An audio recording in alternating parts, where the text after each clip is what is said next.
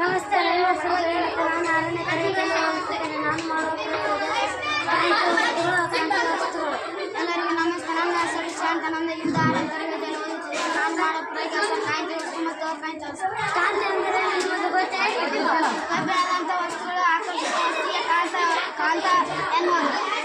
ಕಾಂತಗಳನ್ನು ಕಂಡುಹಿಡಿದ ವಿಜ್ಞಾನಿ ಯಾರು ನಿಮಗೆ ಗೊತ್ತೇ? ಮ್ಯಾಗ್ನೆಸ್ ಎಂಬುವನು ಏನಾಗಿದ್ದಾನೆ ನಿಮಗೆ ಗೊತ್ತೇ? ಸರಿ. ಕಾಂತಗಳನ್ನು ಯಾರು ಕಂಡುಹಿಡಿದರೆ ನಿಮಗೆ ಗೊತ್ತೇ? ಗ್ರೀನ್ ದೇಶದಲ್ಲಿ ಮ್ಯಾಗ್ನೆಸ್ ಇದ್ದವನು ಅವನು ಒಂದು ಗೋಲನ್ನು ತೆಗೆದುಕೊಂಡು ಹೋಗಿದ್ದನು. ಅವನು ಗೋಲಿನ ತುದಿಯ ಭಾಗದಲ್ಲಿ ಒಂದು ಕಬ್ಬಿಣದ ತಗಡವನ್ನು ಜಡಿದಿದ್ದನು. ಅವನು ಕಲ್ಲಿನ ಮೇಲೆ ಇಟ್ಟಾಗ ಅದು ಆಕರ್ಷಿತ.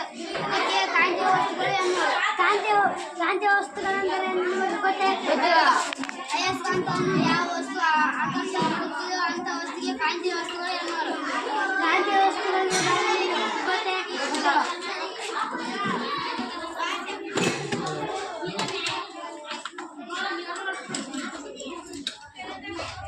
ಇದು ನಿಮಗೆ ಗೊತ್ತೇ? ಇದು ಅಯಸ್ಕಾಂತವನ್ನು ಆಕರ್ಷಿಸುತ್ತದೆ. ಹಾಗಾದರೆ ಇದು ಯಾವ ವಸ್ತು? ಇದೇನು ನಿಮಗೆ ಗೊತ್ತೇ? ಇದು ಅಯಸ್ಕಾಂತವನ್ನು ಆಕರ್ಷಿಸುತ್ತದೆ. ಹಾಗಾದರೆ ಯಾವ ವಸ್ತು? ಇದೇನು ನಿಮಗೆ ಗೊತ್ತೇ? ಪುಸ್ತಕ. ಇದು ಅಯಸ್ಕಾಂತವನ್ನು ಆಕರ್ಷಿಸುತ್ತದೆ. ಹಾಗಾದರೆ ಇದು ಯಾವ ವಸ್ತು? ಇದೇನು ನಿಮಗೆ ಗೊತ್ತೇ? ಇದು ಆಕರ್ಷಿಸುತ್ತದೆ, ವಿಕರ್ಷಿಸುತ್ತದೆ. ಇದೇನು ನಿಮಗೆ ಗೊತ್ತೇ? ಇದು ಆಕರ್ಷಿಸುತ್ತದೆ, ವಿಕರ್ಷಿಸುತ್ತದೆ. ಇದೇನು ನಿಮಗೆ ಗೊತ್ತೇ? ಇದು ಆಕರ್ಷಿಸುತ್ತದೆ, ವಿಕರ್ಷಿಸುತ್ತದೆ. ಇದೇನು ನಿಮಗೆ ಗೊತ್ತೇ? ಅಯಸ್ಕಾಂತವನ್ನು ವಿಕರ್ಷಿಸುತ್ತದೆ, ಆಕರ್ಷಿಸುತ್ತದೆ.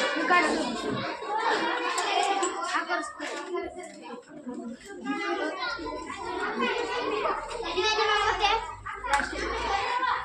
ಆಕರ್ಷಿಸುತ್ತದೆ, ವಿಕರ್ಷಿಸುತ್ತದೆ. ಇದೇನು ನಿಮಗೆ ಗೊತ್ತೇ? ಇದು ಅಯಸ್ಕಾಂತವನ್ನು ವಿಕರ್ಷಿಸುತ್ತದೆ, ಆಕರ್ಷಿಸುತ್ತದೆ. ಇದೇನು ನಿಮಗೆ ಗೊತ್ತೇ? ಇದು ಅಯಸ್ಕಾಂತವನ್ನು ಆಕರ್ಷಿಸುತ್ತದೆ, ವಿಕರ್ಷಿಸುತ್ತದೆ. ಸರಿ ಇದೇನು ನಿಮಗೆ ಗೊತ್ತೇ?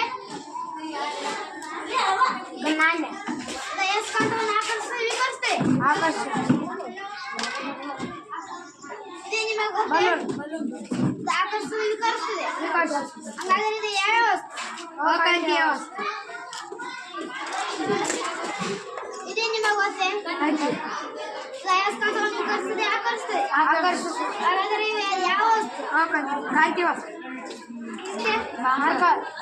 ಅಯಸ್ಕಾಂತವನ್ನು ಆಕರ್ಷಿಸುತ್ತದೆ, ವಿಕರ್ಷಿಸುತ್ತದೆ. ಹಾಗಾದರೆ ಯಾವ ವಸ್ತು? ಧನ್ಯವಾದ. ಈಗ ಕಾಂತಿ ವಸ್ತುಗಳ ಬಗ್ಗೆ ತಿಳಿಸಲ್ಲ.